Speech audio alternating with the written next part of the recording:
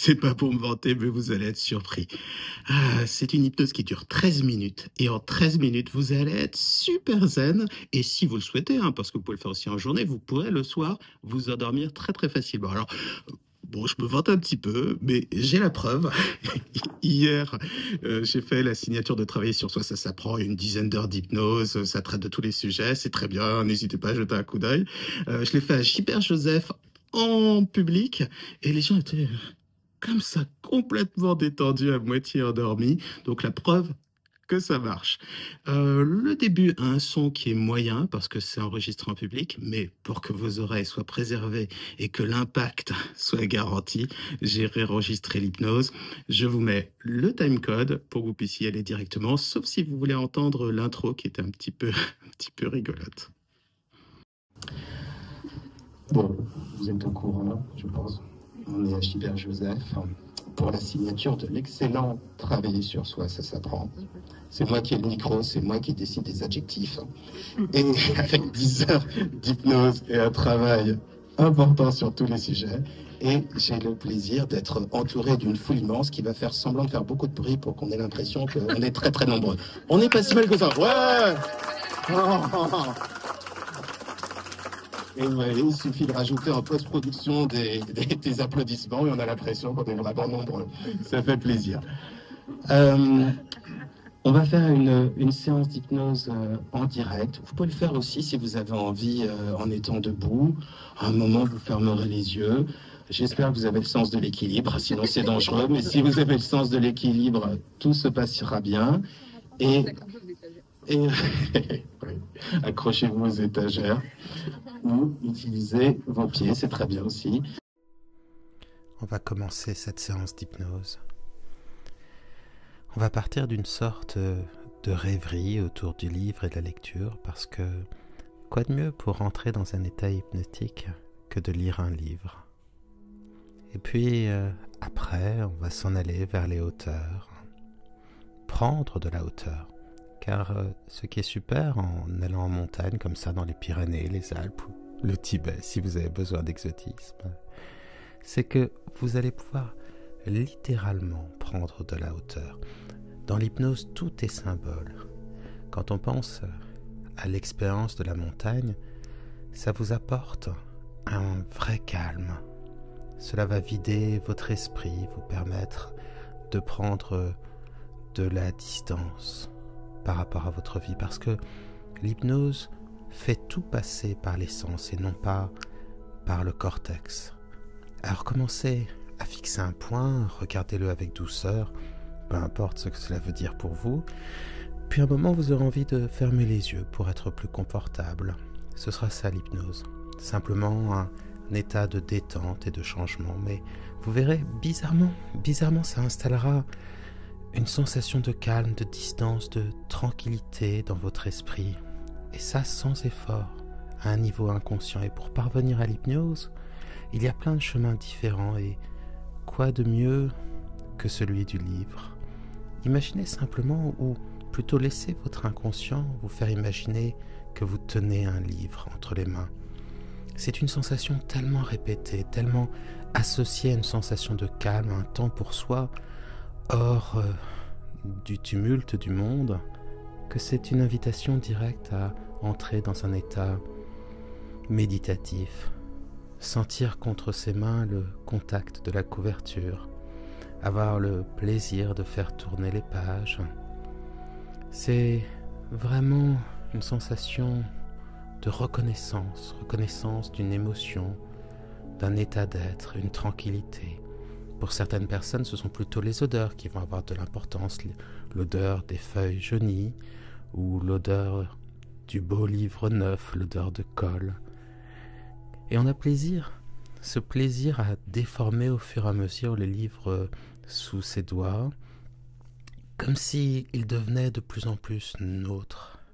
Alors vous voyez comme cela se précise facilement en vous et ça se fait de plus en plus tout seul. Chacun a des manières différentes de rentrer en transe. Pour certains, ce sont les images qui sont particulièrement prégnantes. Pour d'autres, les sensations du corps ou les bruits. Peu peu importe ce que c'est pour vous. Alors, quant à ce livre, ça peut être aussi les couleurs qui vous reviennent à l'esprit, le blanc du texte, le souvenir de la police de caractère, le Garamonde notamment, ou l'Arial parfois.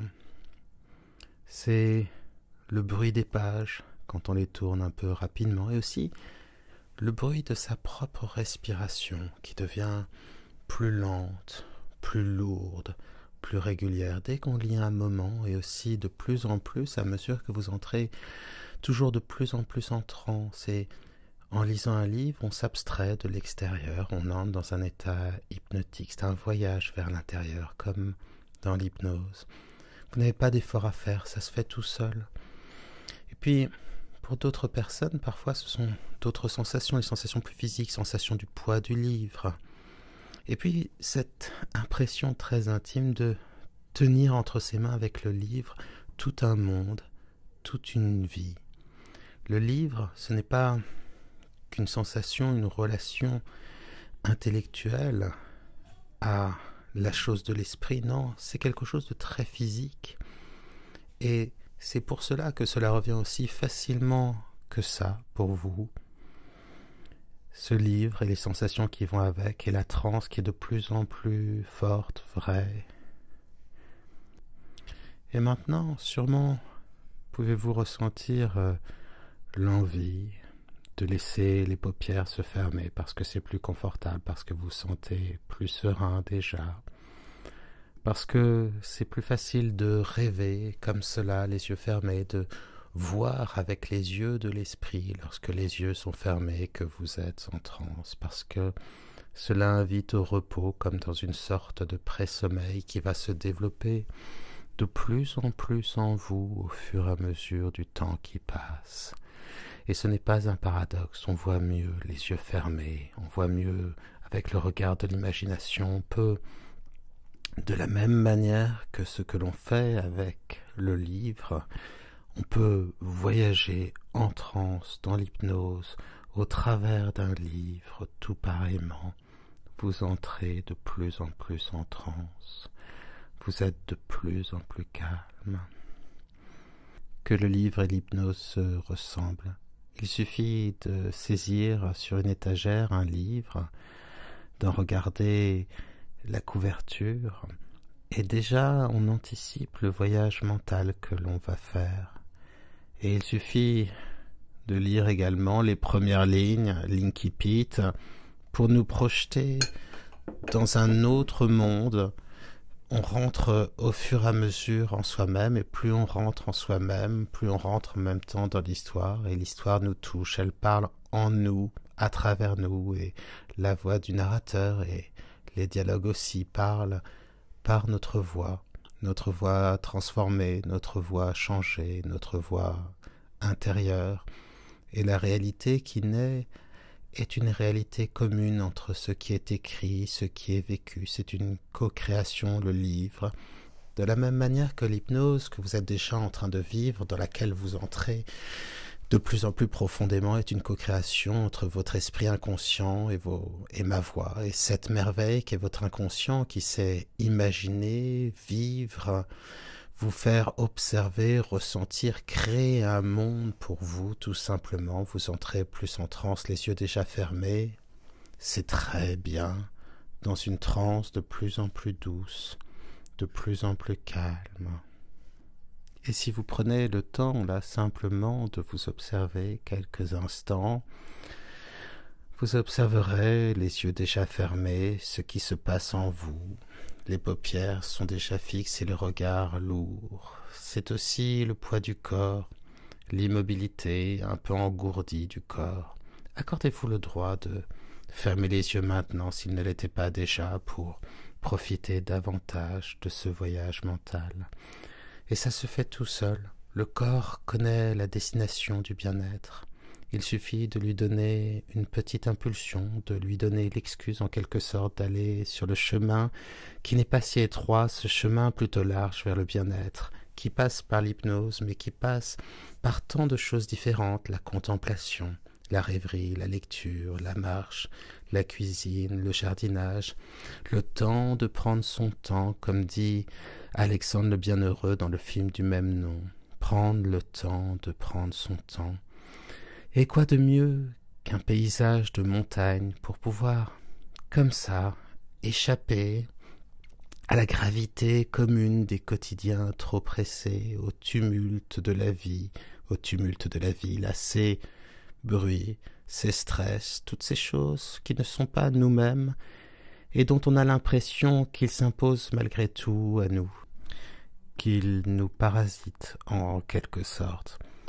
Quoi de mieux donc que de laisser grandir en soi l'endroit qui pour nous est un lieu loin de tout, un lieu pour contempler le monde, un peu comme un tableau de Caspar David Friedrich, c'est-à-dire prendre de la hauteur, être sur un sommet ou simplement un peu en haut ou dans une forêt quelque part, mais déjà loin de la ville, de la route, loin des autres et proche de soi-même. Vous entrez de plus en plus en transe. Et pareillement, vous pouvez, à votre manière, vivre cela et pour certaines personnes, encore une fois, ce seront des images qui s'imposeront. Ce sera le bleu du ciel peut-être, peut-être le blanc des neiges éternelles, peut-être le vert des forêts. Surtout, le soleil plus puissant, présent, cinglant presque, et en même temps doux, et le corps rafraîchi par l'air, le vent, et cette impression extraordinaire alors que pourtant l'oxygène se raréfie de respirer plus pleinement, d'être enfin soi parce qu'on oublie ce qu'on doit être simplement soi-même parce que face à la nature, on n'a pas à prétendre, on n'a pas à porter de masque, on a juste à avancer et ressentir par tous les pores de la peau, par notre esprit, par notre imagination, par notre rêverie et même parfois par notre propre absence car nous sommes présents au monde davantage et puis pour d'autres personnes, ça va être tout simplement les sons. Alors, si vous connaissez les choucas, ces drôles de corbeaux qui font des bruits de moineaux, peut-être pourrez-vous retrouver ce bruit ou d'autres bruits de la nature. Si vous connaissez les Alpes du Sud, vous retrouverez les cigales par exemple, ou si vous aimez le Jura, vous retrouverez d'autres bruits, d'autres sensations. Par exemple, dans les forêts de résineux, l'odeur puissante, forte des sapins. Ou bien, je ne sais pas, peut-être aurez-vous envie juste de retrouver les sensations du corps, l'air frais contre le visage, le corps, finalement si fatigué qu'il peut se permettre d'être lui-même et bien d'exulter, de vivre, et partout de se sentir vraiment présent, de ne pas être oublié, se réapproprier les bras, les jambes, le corps qui marche, sa puissance physique, un peu comme un animal heureux d'avancer dans la nature, heureux de vivre, heureux d'être, heureux de sentir la nature autour de soi. Et puis, il y a quelque chose d'extraordinaire, et vous commencez à y toucher. C'est quand on a été suffisamment longtemps à marcher en montagne, ou pourquoi pas simplement aussi en prenant le temps de s'asseoir pour rêver, allongé comme ça au milieu des fleurs, des herbes, eh bien, à un moment, on a un sentiment qu'on appelle le sentiment océanique, une sorte de connexion à la nature, à soi-même. On oublie tout. Ceux qui ont déjà fait des pèlerinages ont déjà ressenti cette sensation.